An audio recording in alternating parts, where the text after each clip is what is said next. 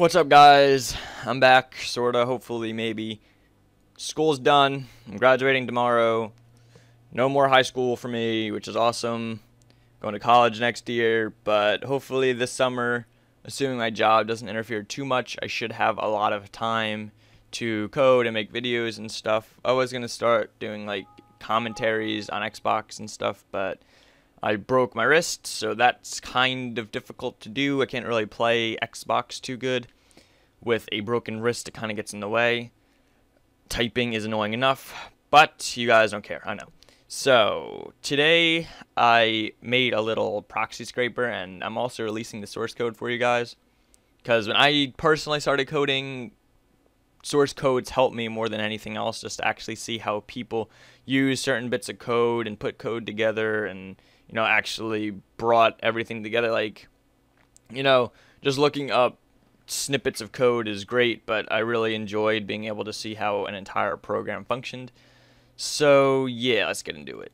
So this is the actual program, and this is fully functioning for anyone who wants to use a proxy scraper. This does work. It's real. And it's not, just purely for developers. This actually does work.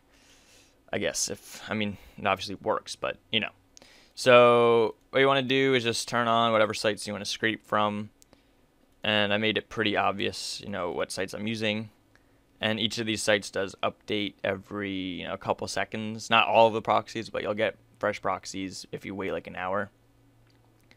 And then you go to scrape, and you wait, because this is only on one thread. Everything's done on one thread to keep the code as simple as possible, because I didn't want to confuse anybody with a lot of useless code or junk code. But kind of accidentally had that when I was trying to make one site work, and I was so pumped. I was like, oh, I'm gonna make you work. And so I kind of added a bit more than I wanted for one or two of the sites, just because of how they were set up. But that's fine. So as soon as this is done, go away, and I'll save it as Proxies. And here we are. So puts out 880 proxies, and hopefully you guys don't use these for any nefarious deeds. Hopefully everything is on the up and up, although I don't really know what you would really use proxies for on the up and up. I could think of a few things, but still, just hopefully no one uses this for anything too naughty. But yeah, so that's that, and we'll get into the source. This is the source. I added comments for each unique line, or each thing that I thought might, or should be given a little bit of an extra explanation.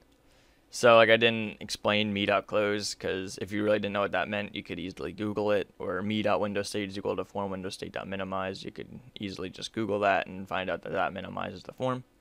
But for things like dim request to system.net.html, blah, blah, blah, blah, blah, I definitely made sure to add a comment just to kind of explain what was going on.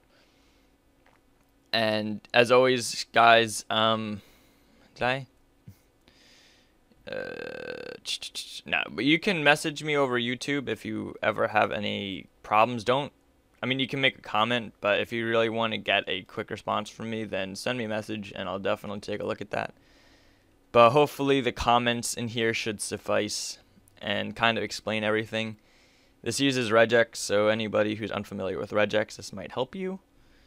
And yeah, so, well, yeah, this is kind of the part. This is supposed to be so simple, but the one or two sites kind of ruined it, so blame those sites. But yeah, as I've said for the umpteenth time, every single line has a comment that you can read, and if that doesn't help, feel free to message me on YouTube. So yeah, hopefully you guys learn from this, or get good use out of the program itself. Yeah, enjoy.